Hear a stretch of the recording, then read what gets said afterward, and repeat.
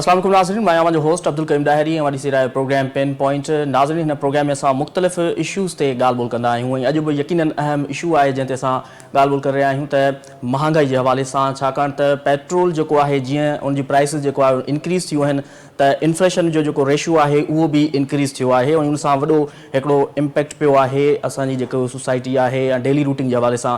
छाकाणि त हिकिड़ी हर हिकु शइ जेका आहे उहा पेट्रोल ते दारोमदार रखे थी। हर हिकु जेको बिज़नेस आहे उनजो जेको बैकबोन आहे जीअं उहो पेट्रोल खे जेको आहे सो करार ॾिनो थो वञे। उन सां गॾोगॾु जॾहिं पेट्रोल जी जेके प्राइसिस आहिनि उहे वधंदियूं आहिनि त उन खां पोइ जेको आहे सो जेकी महांगाई आहे उहो तूफ़ान वांगुरु अॻिते वधंदी वेंदी आहे। ऐं हींअर बि यकीनन ईअं पियो थिए, पास्ट में माज़ी में बि ईअं थी वियो आहे, हाणे बि प्रेज़ेंट में बि ईअं पियो थिए ऐं शायदि फ्यूचर में बि असां उमेद करे सघूं था त महांगाई ते कंट्रोल थिए। पर जेकी सिचुएशन आहे उहा नज़र अचे पई त जेकी महांगाई आहे उहा अञा वधीक वधंदी, छाकाणि त माज़ी जे हवाले सां महांगाई पहिरीं घटि हुई, उन खां पोइ वधंदी आई स्टिल नाउ जेको आहे वधी वई आहे। ऐं उन खां पोइ फ्यूचर जे हवाले सां कोशिशि कंदासीं, दुआ घुरी सघूं था त जेको आहे महांगाई घटि थिए, पर उन में का उमेद नथी नज़र अचे छाकाणि त अमली कमु जेको आहे उहो न आहे। छाकाणि त पहिरीं त जेकी प्राइसिस आहिनि उहे उन्हनि खे कंट्रोल कयो वञे हुकूमत जे तरफ़ां, पर प्राइस जी तरफ़ां जेको आहे सो उन्हनि ते कंट्रोल नथो करे वञे हुकूमत जी तरफ़ां। ऐं जीअं पेट्रोल जेको आहे सो महांगो थियो, यकीनन कुझु ॾींहं पहिरीं जेको आहे सो वज़ीर आज़म शहबाज शरीफ़ जेको आहे क़ौम खे ख़िताब बि कयो ऐं क़ौम खे ख़िताब कंदे चयो त 55 रुपया जेको आहे सो पेट्रोल असां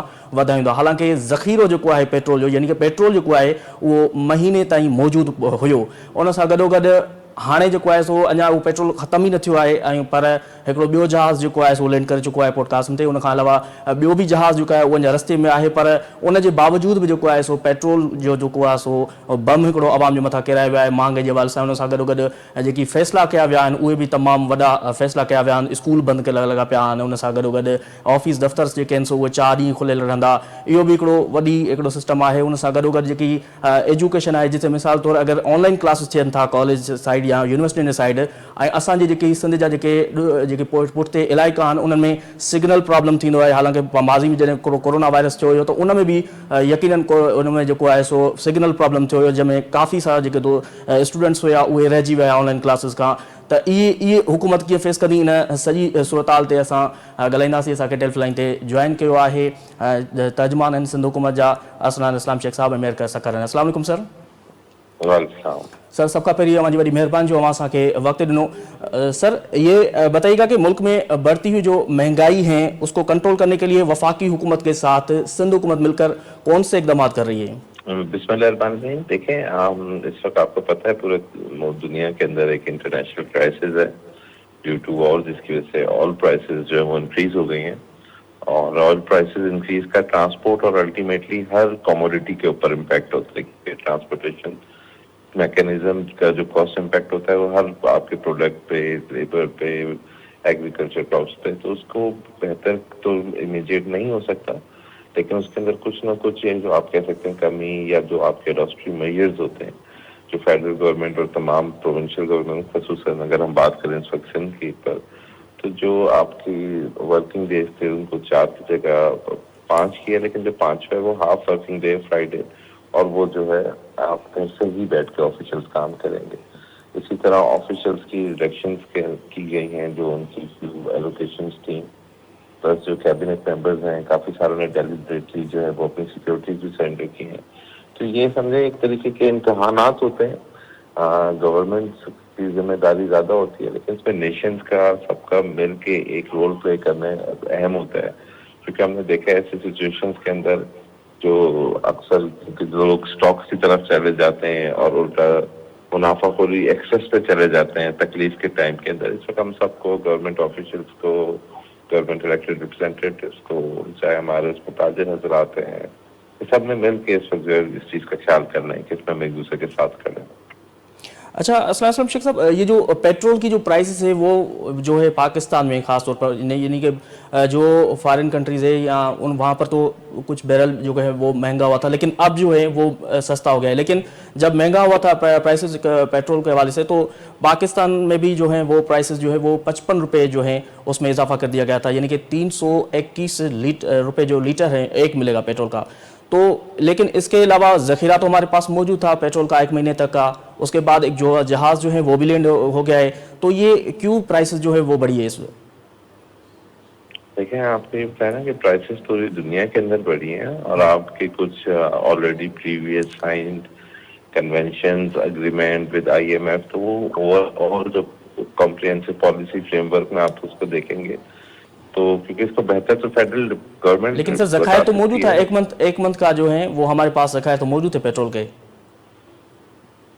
नहीं, बात जखायर की नहीं है ना, हम्म। इम्पैक्ट की है जी। कि जब आपकी ओवरऑल इंटरनेशनल मार्केट में प्राइस हाई हुई है तो उसका पाकिस्तान की ऑयल इकोनॉमिक सेंटर में इम्पैक्ट कितना आता है, तो उस इम्पैक्ट की बात है। और हम समझते हैं कि फेडरल गवर्नमेंट के जो ये इम्पैक्ट असेसमेंट है उसमें शायद कुछ बेहतरी हो सकती हो, लेकिन ये कहना कि जी पेट्रोल बिल्कुल महंगा नहीं होना चाहिए था और बिल्कुल लोअर साइड पे रहना चाहिए था, वो हम समझते हैं मुमकिन नहीं कि पूरी दुनिया में। लेकिन हाँ ये जरूर है कि थोड़ा एक्सेस महंगा किया गया है, उसकी असेसमेंट वो थोड़ी सी प्रॉपर और ओपन फॉर पब्लिक हो तो उसमें इस तरह के जो शक व शुबात और जो सवालात उठ रहे हैं वो ना उठे, वो बेहतर हो सकते हैं। अच्छा सर, माजी में अगर देखा जाए जब पेट्रोल 119 रुपये लीटर हुआ था तो पीपल्स पार्टी ने एक ज़बरदस्त जो है वो एहतजाज किया था, वो मार्च के था, साइकिल मार्च, आपको याद होगा। लेकिन इस वक्त जो है पीपल्स पार्टी ने क्या स्ट्रेटजी है उनके पास, क्या वो आगे चलकर पेट्रोल प्राइसेस के हवाले से हुकूमत से बात करेगी या प्रोटेस्ट की तरफ जाएगी जैसे माजी में गए? लेकिन पाकिस्तान पीपल्स पार्टी ने अभी भी इस प्राइस की जो रेज है उसको अपना अप्रिशिएट नहीं किया है, लेकिन प्रैक्टिकल रियलिटीज के बाद आप देखें पाकिस्तान पीपल्स पार्टी का यही स्टैंड है कि ये जो अपना इन्हांसमेंट इन फ्यूल प्राइस है ये एक्सेसिव है, ये ज्यादा है। और लेकिन अगर आप बात कर रहे हैं उस दौर की तो आज से 2 3 3 साल पुरानी बात, तो देखें उसके अंदर एक डिस्क्रिशनरी प्राइस हाइक थी, एक पुअर पॉलिसीज हम देख रहे थे और जो एक long term permanent regulated policies थी। लेकिन ये इस वक्त एक टेम्पररी मेजर है और it is a pre condition. ये जो आपकी वॉर स्टेट चल रही है, अल्लाह करेगा इसमें भी सब खैर खैरियत हो जाएगी और अल्लाह ने चाहा तो ये मामला अल्लाह हम सबके लिए बेहतर करे कि पूरी दुनिया है। तो it's a temporary measure, ad hoc basis पे ये इस वक्त स्टेप लिया गया है और उम्मीद है कि ये 10 15 दिन बेहतर हो जाएंगी चीजें सारी। अच्छा सर, एक 71 रुपीज़ तक का ये भी कहा जा रहा है कि पेट्रोल जो है वो बढ़ने के चांसेस है प्राइस के हवाले से, तो इस पर खासतौर पर पीपल्स नहीं, पार्टी की क्या ये है फेडरल तजवीज़ गवर्नमेंट है? का डिपेंड, लेकिन आप ऐसे क्वेश्चन कर रहे हैं तो मैं आपको जवाब देता जा रहा हूँ कि 71 अभी इस वक्त आज की तारीख में पॉसिबल इसलिए नजर नहीं आ रहा है क्योंकि जब 55% प्राइस इंक्रीज हुई है तो उसके बाद कल जो डोनाल्ड ट्रंप साहब ने स्टेटमेंट दी है जिससे ये जाहिर हो रहा है और ये इंडिकेशन है कि ये जंग जो है वो जल्द खत्म हो जाएगी या किसी डिप्लोमेटिक फोरम के थ्रू इसको फ्रीज आउट कर दिया जाएगा। तो उसके बाद 20 रुपए if I am not wrong या 30 रुपए जो है वो पेट्रोल गिरा है 114 से शायद 190 या 188, मुझे एग्जैक्ट अमाउंट याद नहीं है, बट लेकिन एक मेजर आपका इम्पैक्ट जो है वो डिक्रीज हुआ है। लेकिन सर अगर फॉर एग्जांपल अगर आगे जाके कीमतें बढ़ती है तो पीपल्स पार्टी की स्ट्रेटजी क्या होगी? वही साइकिल मार्च कि होगा या फिर हाउसेस में बैठकर? जी। पाकिस्तान पीपल्स पार्टी अवाम की सियासत पे यकीन रखती है, अवाम की फलाह और बहबूद के, खासकर जो हमारा एक गरीब तबका है जिसकी लिमिटेड सोर्स ऑफ इनकम है, हम उनके साथ खड़े। अब चाहे वो आपके डेमोक्रेट फोरम्स हो, चाहे वो आपके पब्लिक सीट फोरम्स हो, चाहे उसके अंदर कोई आपकी हो, कोई भी चीज हो, तो पाकिस्तान पीपल्स पार्टी की प्राइमरी जो कंसर्न है वो अवाम के साथ है और वो हमेशा इसी तरह रहेगा। अच्छा सर, ये भी फरमाएगा कि रोज़मर्रा जो शायद खौरनोश की कीमतें हैं सिंध के हवाले से, उसमें कंट्रोल नहीं किया जा रहा है, इस हवाले से कैसे कंट्रोल करेंगे? सर इसमें देखें जो डिस्ट्रिक्ट एडमिनिस्ट्रेशन हैं, पोर्टल्स हैं, तमाम तर चीजें, लेकिन हमारे यहाँ होता ये है और ये शायद इसको आप अच्छी चीज भी कह सकते हैं कि जो पॉजिटिव साइड होती है ना वो वहाँ काम चल रहा होता है स्मूथली, लेकिन जहाँ पे भी कहीं पे एक नेगेटिव फैक्टर होता है वो बहुत तेजी से इस्तेमाल करके फैल जाता है, एक खबर बन जाती है। तो अच्छी काफी जो हमारे इजला हैं सिंध के उसमें मेजोरिटी एरियाज में जो concern deputy commissioners assistant commissioners की टीम्स बनी हुई हैं, they are doing well, prices are in control. लेकिन हाँ सर लेकिन हर जगह पे 100% रिजल्ट नहीं होगा, कुछ जगहों पे बेहतरी नहीं है और ये आप चैनल से भी हमारी दरख्वास्त है लोगों से कि जहाँ पे इस तरह मुनाफाखोरों की तरफ से एक्सेस रेट्स की डिटर्मिनेशन हो रही है और वायलेशन की जा रही है गवर्नमेंट पॉलिसीज की, तो जो कंप्लेंट सेंटर्स हैं वहाँ पे ये रिटन एप्लीकेशंस या डिजिटली सबमिट करें, हार्ड कॉपी में सबमिट करें। और वो आजकल तो सोशल मीडिया का दौर है, हमारे सामने आपके सामने लेके हैं, डेफिनेटली उनको भी एड्रेस किया जाएगा मैटर्स को। अच्छा सर, ये तो कमेटी तो बनती है, सिंध हुकूमत बनाती है, माजमी भी बनी थी, उसमें असिस्टेंट कमिश्नर्स, डिप्टी कमिश्नर्स और मुख्तियार कार ने भी परफॉर्मेंस करने की कोशिश की थी, लेकिन यह है कि आवाम को रिलीफ उस हद तक नहीं मिल सका। प्राइस कंट्रोल के हवाले से वो जो है इक़दाम नहीं कर पाए, वो कंट्रोल नहीं कर पाए, वो वर्क नहीं कर पाए जो असिस्टेंट सही, शुरू कमिश्नर में थे। इस देखें बार प्रोग्राम में भी यही मैंने हो रहा है, आपसे इस बार यही, भी आवाम शिकायत कर रही है। हाँ मैंने देखें शुरू में यही कहा था कि ये सारी चीजें जो होती हैं वो आपकी एक नेशन की होती हैं, कि अगर रमजान आए तो रमजान में हम सबको मिलके चाहिए कि लोगों के लिए आसानियां पैदा करें, रादर देन कि आप जितनी मेहनत कोई इंक्रीज पे कर रहा है फिर उनकी प्राइस कंट्रोल पे कर रहा है। तो ये माशरे में भी इसमें हमारा एक पॉजिटिव क्रिसमस आती है। आप देखें दुनिया के अंदर जो प्राइसेस हैं वो जितने आपके रिटेलर्स हैं वो सेल्स लगा देते हैं, अप टू 70 अप टू 90% तक सेल होती हैं। तो it's not only government, it's also the society, तो मिलके, लेकिन इंशाल्लाह ताला सर कोशिश पूरी है कि वाकई अगर अगर अगर प्राइस कंट्रोल कमेटियाँ वाकई जो हैं वो फाल हैं, सिंध में काम कर रही है, तो आटा, घी, चीनी, सब्जी, इसमें इनमें तो जो है वो वाजी फ़र्क नहीं आ रहा, वही महंगाई, वही इन्फ्लेशन, वही रेशियो बढ़ रहा है। इस हवाले से कोई देखिए दो चीजें हैं, जी। एक तो आपके शेड्यूल रेट्स हैं। इन्फ्लेशन जब होगी तो जो शेड्यूल नोटिफाइड रेट्स हैं तो चीजें महंगी भी, डेफिनेटली उसका इम्पैक्ट आएगा।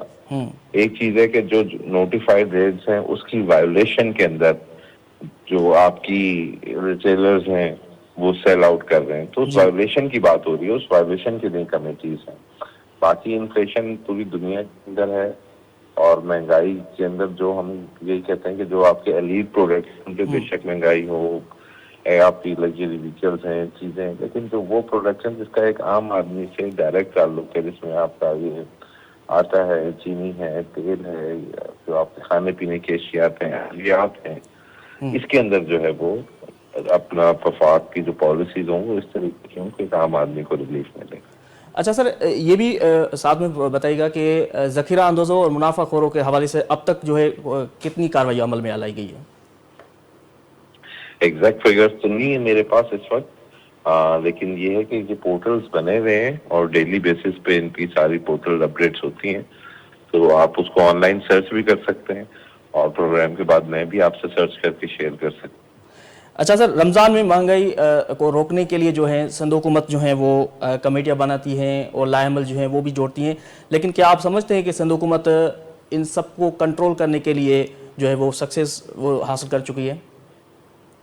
मैंने आपको यही बताया, देखिए क्योंकि मेजॉरिटी एरियाज के अंदर पॉजिटिव रिजल्ट्स हैं, सक्सेस जिसको आप लफ्ज यूज कर रहे हैं वो इसी तरीके से, लेकिन हर जगह पे जो आपका एक रिक्वायर्ड क्राइटेरिया होता है वो 100% मीट नहीं होता है। कहीं पे ऑफिशियल की कैपेसिटी डिफरेंट होती है, कहीं पे इजलास की डायनामिक्स डिफरेंट होते हैं, लेकिन मेजॉरिटी एरियाज में इम्प्लीमेंटेशन सेटिस्फैक्ट्री और अच्छा काम कर रहे हैं। गवर्नमेंट ऑफ सिंध के ऑफिशियल मेहनत कर रहे हैं, उनको आप भी अप्रिशिएट करें ताकि वो और ज्यादा मेहनत करें। और साथ साथ ये कि जो इस तरीके के रिटेलर्स हैं जो इस रमजान के बाबरकत महीने के अंदर भी ये प्राइस हाइकिंग कर रहे हैं, चीजों की जखेर अंदोजी कर रहे हैं, तो ताकि हम उन सब एहसास हो, लोगों को पता हो, जो रेट्स हैं वो आप पब्लिश करें। ठीक है सर। अच्छा सर, ये भी साथ में बताइएगा कि क्या आप समझते हैं कि जो रिलीफ कमेटी हैं जो देती है आवाम को, वो उन्होंने रिलीफ दिया है? क्योंकि फोटो सेशंस तो बहुत सारे होते हैं, जैसे आपने कमेटी की बात की, कि असिस्टेंट कमिश्नर्स वगैरह जो भी आते हैं, लेकिन फोटो सेशंस तो होते हैं, वो तो यकीनन माजी से लेकर अब तक के होते हैं, लेकिन आवाम को असल जो रिलीफ देना होता है वो नहीं दिए जाते। सर मैंने अपना पॉइंट ऑफ व्यू दे दिया है, इस पॉइंट ऑफ व्यू पे आई थिंक ऑलरेडी वही बात हम रिपीट कर रहे हैं, तो वो मैंने आपको अपना पॉइंट ऑफ व्यू दे दिया है गवर्नमेंट के एज अ गवर्नमेंट रिप्रेजेंटेटिव। ठीक है सर। ठीक है, असलान इस्लाम शेख साहब आप हमारे साथ मौजूद है, आपका बहुत बहुत शुक्रिया। जी नाज़रीन, सिंध हुकूमत जो तर्जमान असलान इस्लाम शेख असां सां गॾु वो प्रोग्राम में टेलीफोन लाइन ते मौजूद हो। असां मुख़्तलिफ़ इशूज़ ते जेके हिन प्रोग्राम में ॻाल्हि ॿोल कंदा आहियूं, पर अॼु जेको ख़ासि तौर ते गुफ़्तगू कई आहे उहा महांगाई जे हवाले सां कई आहे। यकीनन जेके हुकूमत जी तरफ़ां जेके कमिटियूं ठाहियूं थियूं वञनि, असिस्टेंट कमिश्नर्स, DC, उनखां पोइ जेके सो मुख़्तियारकार वग़ैरह उहे अचनि था, फोटो सेशन्स करे हलिया था वञनि, पर जेको आवाम खे जेको आहे उहो रिलीफ नथो मिली सघे ऐं आवाम जेको आहे उहो ई दाऊं थो करे, उहा ई ॻाल्हि थो करे। जीअं असां पहिरीं बि जेको आहे सो असलान इस्लाम शेख साहब खां ॼाणण जी कोशिशि कई त इन जे हवाले सां छा आवाम खे रिलीफ मिलंदो, केतिरो मिली सघियो आहे इन्हनि कमिटियुनि जे हवाले सां, त उनजो बि ज़रूरु आवाम मौक़िफ़ ॿुधो। हुन सां गॾोगॾु जेको पेट्रोल जे हवाले सां ख़ासि तौर ते जेका असां ॻाल्हि ॿोल कईसीं पेट्रोल जे हवाले सां, पेट्रोल जेको असां वटि मौजूदु हुयो मुल्क में महीने जो ज़ख़ीरो मौजूदु हो, उनखां पोइ जेके जहाज़ अचनि पिया, यकीनन उनजी जेका लोकेशन हूंदी, पेन पॉइंट हूंदी, उहा बि उन्हनि खे ख़बर हूंदी हुकूमत खे, पर उन जे बावजूदि बि जेको आहे सो वज़ीर आज़म शहबाज शरीफ़ साहब क़ौम खे ख़िताब करे ख़िताब दौरान जेको आहे सो 55 रुपया पेट्रोल जेको आहे वधाए छॾियो। हिते वक़्तु जा ब्रेक जो आहे, असां सां गॾु अचो।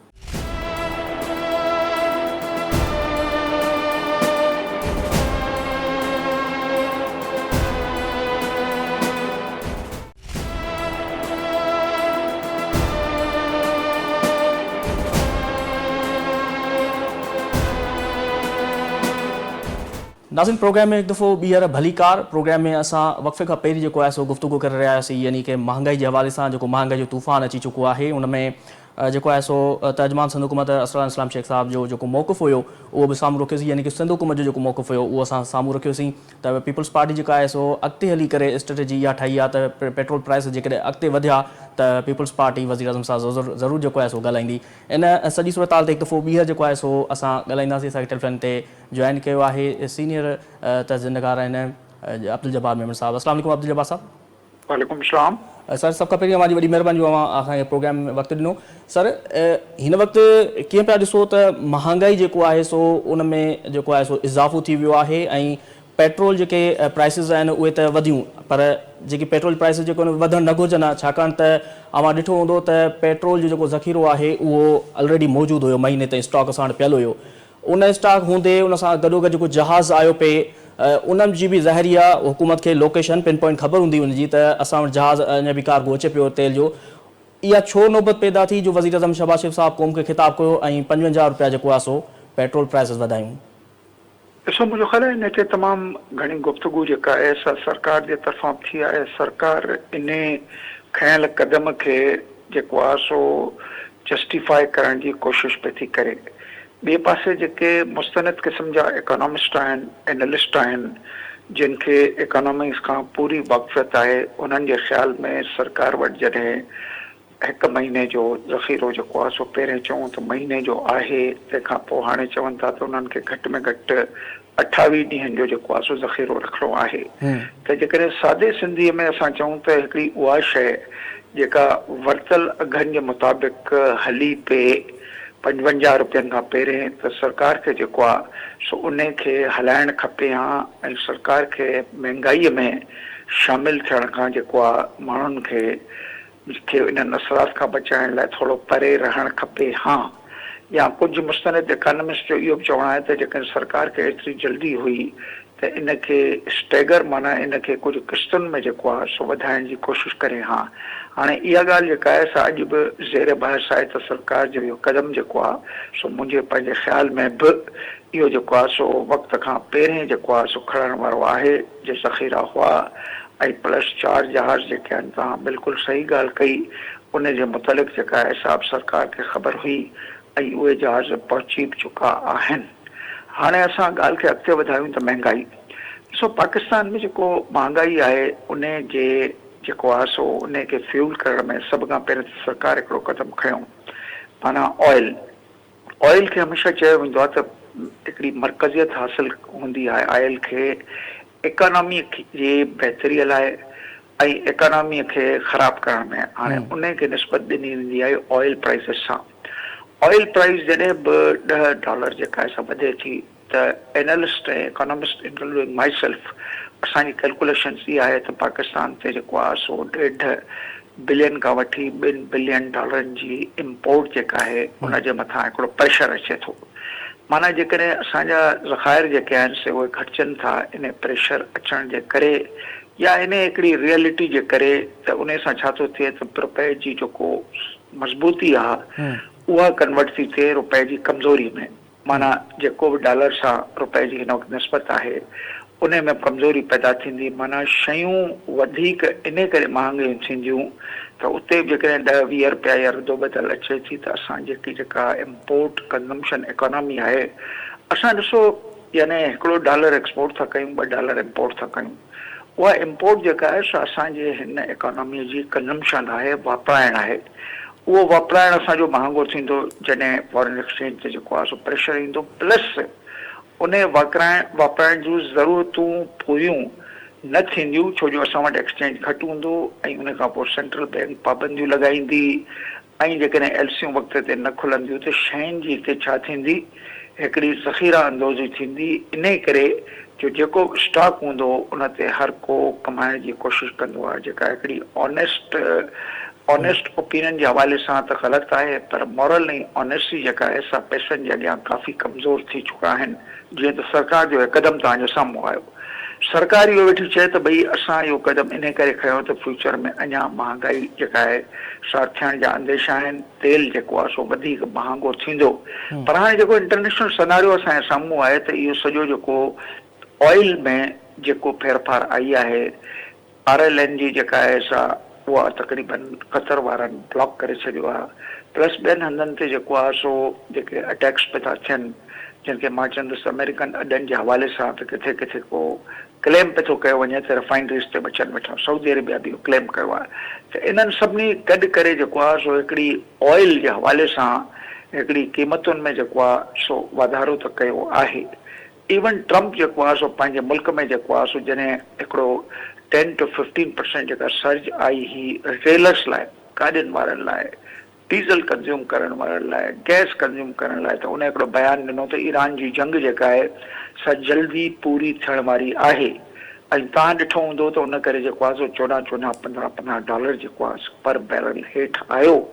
माना इकोनॉमी जी ज़रूरत जेका आहे सा डेवलप कंट्रीज़ खे बि ओतिरी आहे जेतिरी असांखे आहे, शायदि असांखे उन खां वधीक आहे जो असां कमज़ोर आहियूं। असां वटि अब्दुल जब्बार साहब हिते हिकिड़ी मां जी ॻाल्हि सम्झण जी कोशिशि कंदुमि, इहो बि इन ते बि ज़रूरु मां तर्जुमो पेश कजो त जेको डोनाल्ड ट्रम्प कुझु ॾींहं पहिरीं जेको आहे सो तकरीर कई, जीअं पेट्रोल जो जेको महांगाई जेको पेट्रोल जेको आहे उन में प्राइसिस इंक्रीज़ थियूं, त उन खां पोइ जेको आहे सो डोनाल्ड ट्रम्प जेको आहे सो प्रेस कॉन्फ्रेंस कई, उन में जेको आहे सो उन खां पोइ जेको आहे सो पेट्रोल जेको आहे उहो बैरल जेको आहे उहो घटि थियो, त उन खां पोइ पेट्रोल जी प्राइस जेके घटि थियूं, हाणे छा अवां सम्झो था त हाणे पाकिस्तान में बि जेको आहे सो पेट्रोल प्राइसिस जेके आहिनि सो उहे घटि थींदियूं या इहे लमथम हलंदो रहंदो इहो सिस्टम? न, ॾिसो तव्हांजो जेको वज़ीर आहे पेट्रोलियम जो उन इहो चयो त पाकिस्तान जे पूरे बजट में 435 अरब रुपया हिकिड़ा अहिड़ा रखियल आहिनि जेके एक्सटर्नल फ्रंट ते असांजी जंग पे थी हले, इंटरनल सिचुएशन दहशतगर्दी आहे ऐं ॿिया घणा ई मसाइल आहिनि। असां जेको आहे सो असां वटि कोई एतिरो स्पेस कोन्हे त असां ऑयल खे सब्सिडाइज़ कयूं। माना कहिड़े ऑयल खे जेको हाणे ईंदो, इहा ॻाल्हि बि कई वज़ीर आज़म, तक़रीर मां बि ॿुधी त कोशिशि कंदासीं त इन जी भाईवारी कयूं। आईंदा जेका बि जेको आहे सो तेल जे क़ीमतुनि में जेका फेरफार ईंदी मथे सतह ते या मथे वधंदड़ जेको रुझान हूंदो उन में कोशिशि कंदासीं भाईवारी कयूं। मां तव्हांखे हिकिड़ी ॻाल्हि ॿुधायां त भाईवारी बिल्कुलु कोन थींदी। छो? छाकाणि त पेट्रोलियम जेको आहे सो प्रोडक्ट्स ते जेके लेवीज़ आहिनि उनखे GST मां फेराए करे लेवीज़ आंदो, उहे 1000 अरब रुपया आहिनि। ऑलरेडी सरकार जेको आहे सो 400 खां 500 अरब रुपया जेको आहे सो घटि उगाड़िया आहिनि IMF जे ॾिनल हिकिड़े प्रोजेक्टेड प्रोग्राम लाइ। इन करे पेट्रोल जी क़ीमतुनि में जॾहिं हेठाई थींदी आहे त गवर्नमेंट तव्हांखे ख़बर आहे छा कंदी आहे? गवर्नमेंट पंहिंजी लेवीज़ जेके आहिनि से उन्हनि में घणो रद्द बदल न कंदी आहे, तमामु थोरो कंदी आहे त जीअं पेट्रोल जूं प्राइज़िस ओतिरियूं न घटिजनि जेतिरियूं इंटरनेशनल मार्केट में घटियूं आहिनि। इन जा 6 मिसाल जेके आहिनि से मां वटि रजिस्टर थियल अथव। त हुकूमत खे चयो वेंदो आहे त भई इंटरनेशनली मार्केट एतिरी किरी आहे, तव्हां ओतिरो ई हिसो पासान कयो उन्हनि माण्हुनि जे लाइ, ख़ासि करे जंहिं मुल्क में सभ खां वॾी तइदाद त मोटरसाइकिलनि जी अथव। ॿियनि तइदाद खे छॾियो, सभ खां वॾी तइदाद मोटरसाइकिलनि जी आहे। ऐं उहे मोटरसाइकिल 1 लीटर ऐं 2 लीटर खां वधीक जेके आहिनि से रिटेलिंग में वीचारा मुश्किल सां वठी सघंदा आहिनि। 1000 रुपए 2000 वठण वारा उहे ई हूंदा जेके सरकार में मोटरसाइकिलूं ॾिनल आहिनि या को एलिट क्लास ऐं जेको आहे अपर मिडिल क्लास खां मथे वारो क्लास अञा विच में मां चवंदुसि उन्हनि जा जेके आहिनि घरनि में इहे मोटरसाइकिलूं आहिनि कंहिंजे लाइ कमु कार्यनि करण लाइ। त असां एक्चुअली हिकिड़े नंढे माण्हूअ खे हर वक़्तु प्रेशर में रखूं वेठा। हाणे उहो सिर्फ़ु प्रेशर जेको आहे सो ऑयल जेको आहे जे करे न ईंदो। हाणे ऑयल प्राइज़िस में जेका तब्दीली आई आहे थोरी देरि लाइ तव्हां चओ त असां वटि जेका बिजली जी पैदावार आहे थर्मल ते IPPs ते उहे वधंदियूं। असां वटि गैस कोन्हे। गैस खे हिन वक़्तु कंहिं तरीक़े सां शेडिंग कई पई थी वञे। कल्ह ताईं इहो चऊं त असां कोशिशि कंदासीं त गैस जी प्राइज़िस में वाधारो न अचे छाकाणि त शॉर्टेज त थी न। जी बिल्कुलु। RLN जी जेकॾहिं इम्पोर्ट नथी थिए त पाकिस्तान में हिकु 3800 MMCFD गैस पैदा थी थिए जॾहिं त असांजी ज़रूरत 6 खां 7000 आहे। त उहो उन खां पोइ वारो ज़ोन RLN जी मां शुरू थो थिए। RLN जी तमामु घणी महांगी आहे। इन करे हिननि हिकिड़ी मेडन रेट आंदो त ॿिन्हिनि जी प्राइज़िस खे गॾे करे माण्हुनि खां पैसा वठूं। इहो बि हिकिड़ो एक्ट पास थियल अथव। हाणे उन सॼी शयुनि खे जेकॾहिं असां साम्हूं ॾिसूं त माना गैस जे हवाले सां बि जेके रदो बदल ईंदियूं पर थोरी देरि लाइ चऊं रदो बदल न अचे। तव्हांजी प्रोडक्शन इकोनॉमी में जेकॾहिं घटाइत थिए थी गैस जे इन ई कोटा सिस्टम राशनिंग जे करे त माना उन्हनि जूं शयुनि जूं क़ीमतूं जेके आहिनि से वधनि थियूं। छाकाणि त तमामु हिकिड़ो सवलो तरीक़ो इहो हूंदो आहे त जेतिरियूं यूनिट्स तव्हांजा वधीक पैदा थींदा ओतिरो ई यूनिट प्राइस घटिबी। त पाकिस्तान में जेका बि शइ माण्हू वापराइनि पिया था उहे उन्हनि ॻोठा महांगियूं मिलंदियूं पर कमाइण वारा असली उहे हूंदा जिन वटि स्टॉक्स पिया अथव। हक़ीक़त में आहे त सॼो इन्हनि नंढनि रड़े वारनि ते असिस्टेंट कमिश्नर मुख़्तियारकार वेठा घुमनि फिरनि जेके माण्हू वॾा वॾा इंडस्ट्रियलिस्ट आहिनि जिन वटि वॾा वॾा स्टॉक पिया आहिनि उन्हनि हींअर खां ई पंहिंजे स्टॉक जूं क़ीमतुनि जो अज़ाफ़ो इन करे मार्केट में ॾेखारियो आहे त उहे असां ऑयल महांगो थी वियो आहे। अच्छा अब्दुल जब्बार साहब जेकी हुकूमत कमेटियूं ठाहींदी आहे कमेटियूं प्राइस कंट्रोल जे हवाले सां उनमें असिस्टेंट मुख़्तियारकार हूंदा आहिनि DC हूंदा आहिनि असिस्टेंट कमिश्नर्स हूंदा आहिनि उहे फोटो सेशन लाइ ईंदा आहिनि फोटो सेशन कंदा आहिनि ऐं मथे रिपोर्ट मोकिलींदा आहिनि त असां भई जेको आहे सो रिलीफ ॾिनो आहे आवाम खे। पर ॾिठो वञे त रिलीफ त कोन थींदो आहे पोइ छा उन्हनि मुनाफ़िक़ोरनि जे ख़िलाफ़ जेके आहिनि सो जेके ज़ख़ीरो कनि था पैदा था कनि उहे पाण में रखनि था ज़ख़ीरो कनि इन जे ख़िलाफ़ कोई स्ट्रिक्ट ऑपरेशन नथो थी सघे हुकूमत जे तरफ़ां? ॾिसो हुकूमत जा जेका फील्ड में अफ़सरान आहिनि जिन जे लाइ हुकूमत जेका इहो फोटो सेशन तव्हां बिल्कुलु सही कयो टीवियुनि ते मां ॾिसां वेठो अख़बारुनि में त असिस्टेंट कमिश्नर डिप्टी कमिश्नर बीठा आहिनि किथे केलनि जा अघ 250 छो आहिनि 200 हुअणु खपनि इन्हनि ते थोरो ॾंड विझो ऐं इन्हनि खे कंहिं तरीक़े सां जेको आहे सो हिकिड़ो पेनल एक्शन ते तव्हां आणियो। तव्हांजी सॼी फील्ड ऑपरेशन इहो पियो थी कमु करे।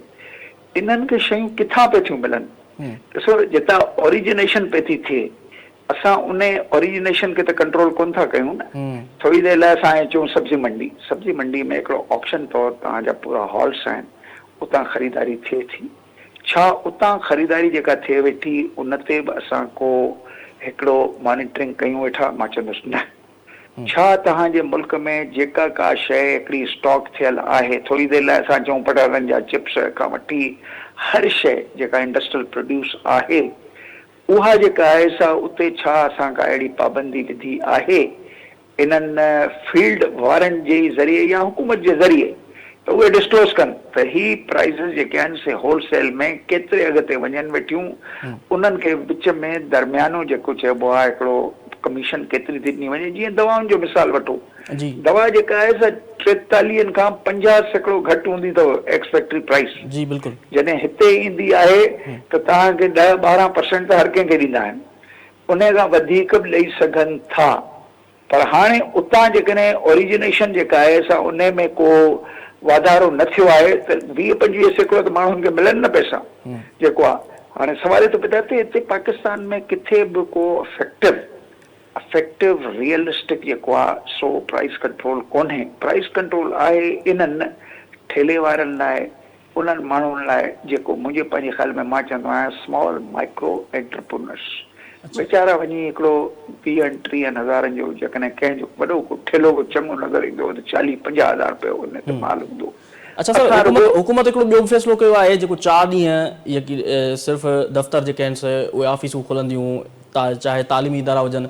इन में अवां नथा सम्झो त इहो जेकॾहिं स्कूल या कॉलेजिस ऑनलाइन थियनि थियूं, यूनिवर्सिटी ऑनलाइन थियनि थियूं, इन में शागिर्दनि खे केतिरो नुक़सानु थींदो? छाकाणि तव्हांखे यादि हूंदो त माज़ी में जेकॾहिं कोरोना आयो त उन वक़्तु जेकी ऑनलाइन क्लासिस थिया हुया, ख़ासि तौर ते यूनिवर्सिटियूं तालीमी इदारा बंदि हुया, त उन में जेकी असांजे सिंध में पुठिते पियल जेके इलाइक़ा आहिनि उते जॾहिं बिजली जी लोड शेडिंग थिए थी त उते सिग्नल जेको आहे मोबाइल जो वीक थो थी वञे, पोइ उहे ऑनलाइन क्लास वठी नथा सघनि। ख़ासि तौर ते घणनि जेके शागिर्द आहिनि उहे इहे ई ॻाल्हाए रहिया हुआ, इहो ई मौक़िफ़ रखी रहिया हुआ त असांजा त पेपर में अपीयरेंस नथा ठही सघूं असां। उन वक़्तु ऑनलाइन जेके एग्ज़ाम्स थिया हुया उन में बि उनखे दिक़त पई थिए, त इहो कीअं हल थींदो इहो आख़िरकार? तव्हांखे मां इन सिलसिले में सिर्फ़ु ईअं सम्झायां त 90% जी पब्लिक स्कूल ख़ासि करे जेके डिस्टेंट आहिनि, रूरल सोसाइटी जी ॻाल्हि कयूं, हाणे कराची जे पब्लिक स्कूलनि जी मां ॻाल्हि कयां थो, जी उते खणी एतिरो न पर रूरल सोसाइटी जे हवाले सां ॾिसो ऑनलाइन जे लाइ छा तव्हां ॿारनि खे फैसिलिटेट कयो आहे, को डेस्क पैड मुफ़्त में ॾिनो अथवसि या एज़ ए यूज़ेज स्कूलनि में जेको आहे सो ॿाहिराड़ीअ में 8-10 अहिड़े क़िस्म जा कंप्यूटर्स लैपटॉप्स पिया आहिनि जेके आहिनि से मास्तर जेके आहिनि से उन्हनि खे इस्तेमालु करे काउंटर पार्ट जेको ऑनलाइन ईंदो उन वटि बि त कुझु हुजे न, सही ॻाल्हि आहे, उन वटि त कुझु बि कोन्हे। बिल्कुलु उन वटि उन पीउ खे त उन्हनि खे मानी खाराइण जा बि पूरा पैसा कोन्हनि। जी उहो त ऑलरेडी जेको आहे सो हे स्लो इकोनॉमिक एक्टिविटीज़ में वधीक परेशान थियण वारो आहे। इन स्लो इकोनॉमिक एक्टिविटीज़ जेके आहिनि से तव्हांजी प्रोडक्शन ऐं प्रोडक्टिविटी खे घटाइनि थियूं। थोरी देरि लाइ तव्हां हिन मुल्क में, थोरी देरि लाइ असां सिंध जी ॻाल्हि कयूं, जी जेकॾहिं तव्हांजा 5 ॾींहं बि जेकॾहिं ऑफिसूं खुलियल आहिनि, छा माण्हू सर्विस डिलीवरी मां मुतमइन आहिनि? माण्हुनि जूं फाइलूं तव्हां वञो, जॾहिं पुछा कंदा आहिनि चवंदा आहिनि कल्ह आ जाओ, कल्ह वेंदा आहिनि त सुभाणे वेंदा आहिनि, चवंदा आहिनि हफ़्ते खां पोइ अचिजांइ। हिन वक़्तु बाला ऑफिसर ॿाहिरि वियो आहे या विचो ऑफिसर फील्ड में आहे। तव्हांजी सर्विस डिलीवरी जो जेको सिस्टम आहे उहो एॾो स्लो ऐं एॾो त पुराणो आहे जो तव्हां इहे 4 ॾींहं मोकल करे छा सर्विस डिलीवरीअ खे इहा जेका स्लो पुराणे तर्ज़ जी हिस्टोरिकल उहा उन खे तव्हां कीअं प्रोडक्टिव ठाहींदव? मुंहिंजे पंहिंजे ख़्याल में उन सां कुझु नुक़सान ई थींदो इन टर्म्स ऑफ माण्हुनि जे मसइलनि खे हल करण जे हवाले सां। ॾिसो न, हाणे इहो जेका आहे सा सरकार ईअं पई थी सोचे ॼण त हे नॉर्वे स्कैंडिनेविया को अहिड़ो मुल्क आहे जिते जेको आहे सो 4 ॾींहं इन करे कया वेंदा आहिनि। मां तव्हांखे थोरो जल्दी सां टाइम थोरो घटायो, पंहिंजी ॻाल्हि कंप्लीट करे छॾियो शॉर्टली। हा, मां तव्हांखे सिर्फ़ु 1 मिंट में सम्झायां त जिते बि सरप्लस प्रोडक्शन थींदी आहे, इकोनॉमी सरप्लस हूंदी आहे, जी जी उते जेके आहे सही 4 ॾींहं थींदा आहिनि। जापान में अॼु खां 10 साल पहिरें 4 ॾींहं बि कयाऊं। प्रोडक्शन जॾहिं सरप्लस हूंदी आहे, प्रोडक्शन घणी हूंदी आहे, यानी विकिणण जे मुक़ाबले में जॾहिं प्रोडक्शन घणी हूंदी आहे उते ईअं थींदो आहे। ऐं जिते मसइला जेके आहिनि से मां तव्हांखे हिकिड़ी ॿी आख़िरी ॻाल्हि ॿुधायां त मूंखे फेडरल टैक्स ओम्बड्समैन इहो ॿुधायो त असां वटि त रोज़ जेतिरियूं कंप्लेंट्स अचनि थियूं, स्वीडन डेनमार्क नॉर्वे में मां हुननि खां पुछो, हुननि चयो साल में को 2-3 कंप्लेंट्स मथे थियूं अचनि। हाणे उन सोसाइटी में त 4 ॾींहं तव्हां जस्टिफाई कयो था, हिते त तव्हांखे जेको आहे सो सुबुह पहिरीं ॻाल्हि त तव्हांखे अंदरि घिरण लाइ ख़ासि वक़्तनि ते वञिणो थो पए ऑफिसुनि में। उन खां पोइ तव्हां जेको सिस्टम तव्हांजे साम्हूं आहे त तव्हांजी प्रोडक्शन ऐं प्रोडक्टिविटी कोन्हे हिन मुल्क में जो तव्हां जेको आहे सो हिननि 4 ॾींहंनि सां तव्हां जेको आहे सो छा बचत कंदो? इन्हनि खे त सभिनी खे पघारूं जेके सरकारी आहिनि पब्लिक सेक्टर साॻियूं मिलंदियूं, पर जेके प्राइवेट सेक्टर वग़ैरह में हूंदा उते ईअं न आहे। उते जेके डेली वेजर हूंदा, जेके कॉन्ट्रैक्ट एम्प्लॉय हूंदा, उन्हनि ते घणो प्रेशर ईंदो आहे। ठीकु आहे अब्दुल जब्बार मेम साहब, अवां असांखे वक़्तु ॾिनो, तव्हांजी वॾी महिरबानी। जी नाज़रीन, हिन प्रोग्राम में असां मुख़्तलिफ़ इशूज़ ते जेको आहे सो ॻाल्हि ॿोल कंदा हुआसीं, पर अॼु जेको आहे ख़ासि तौर ते महांगाई जे हवाले सां ॻाल्हि ॿोल कईसीं, जंहिंमें सिंध हुकूमत जेकी फ़ैसिला कया हुआ 4 ॾींहं जेके ऑफिसूं आहिनि उहे खुलियल रहंदियूं, हुन सां गॾोगॾु ऑनलाइन क्लासिस जेके आहिनि सो यूनिवर्सिटीज़ ऐं कॉलेजूं थींदियूं, ऐं उनखां अलावा जेको आहे सो जेकी रिलीफ कमेटी आहे जेका रमज़ान में ख़ासि तौर ते जेका मुतहरिक थींदी आहे, ऐं हुकूमत जेको आहे सो उन्हनि खे ऑर्डर्स इंस्ट्रक्शन ॾींदी आहे त अवां वञो बचत बाज़ार में मुख़्तलिफ़ बाज़ार में वञी करे उते जेकी प्राइस कंट्रोल आहे उहे उनखे कंट्रोल कयो, उनखे चेक कयो, बैलेंस रखो। पर अफ़सोस सां चवणो थो पए त जेके डिप्टी कमिश्नर या असिस्टेंट कमिश्नर या मुख्तियार कार्स वग़ैरह जेकी बि कमेटी में मेंबर हूंदा आहिनि उहे जेको आहे सिर्फ़ु फोटो सेशन्स जे लाइ वेंदा आहिनि, फोटो सेशन थींदो आहे, मथे रिपोर्ट मोकिलींदा आहिनि त असां जेको आहे सो प्राइस कंट्रोल करे छॾियो आहे ऐं प्राइस जे हवाले सां ई। पर मुनाफ़िक़ोरनि जेके या ज़ख़ीरो कंदड़ जेके इन माण्हू उन्हनि जे ख़िलाफ़ को बि एक्शन न खयो वेंदो आहे, यानी कि अहिड़ो एक्शन स्ट्रिक्ट खणणु घुरिजे जंहिं ते आवाम खे जेको आहे सो रिलीफ मिले। इन ते इन प्रोग्राम में पुॼाईंदे पहुतो, मूंखे ॾींदा इजाज़त। अल्लाह हाफ़िज़।